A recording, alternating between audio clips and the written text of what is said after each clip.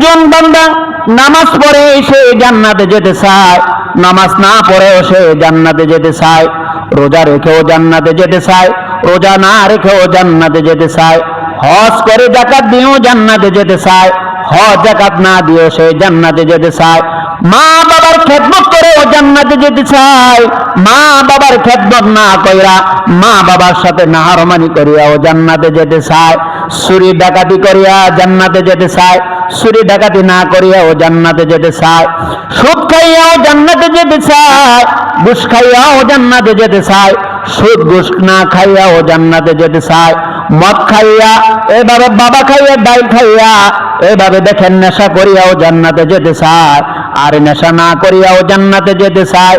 আল্লাহ পাক রব্বুল আলামিন কুরআনুল কারীমের মধ্যে বলেন, কারা জান্নাতি, জান্নাতুল ফিরদৌসের কারা অধিকারী হবে?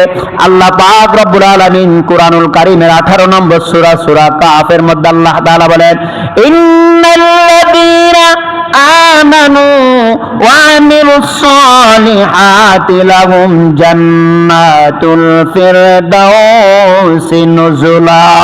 আল্লাহু আকবার।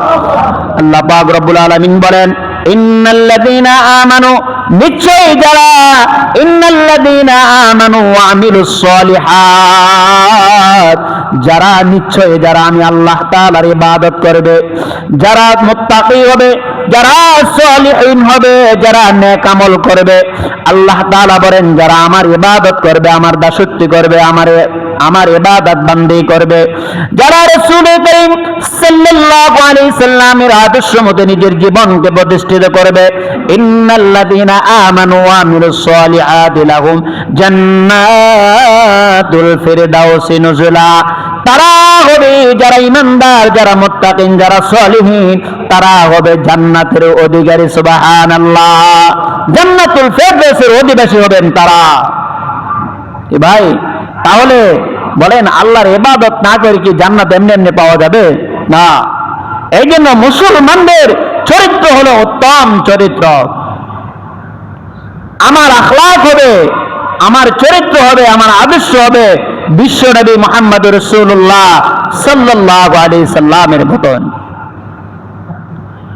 এই জন্য আমি গত জুমায় বলেছিলাম, সূরা হাশরের 18 নম্বর আয়াতের তাফসীর করেছিলাম গত জুমার মধ্যে, ইয়া আইয়ুহাল্লাযীনা আমানুত্তাকুল্লাহ, হে আল্লাহর গোলাম তোমরা আল্লাহকে ভয় করো, ভয় করার বতন ভয় করো, তাকওয়া অর্জন করো।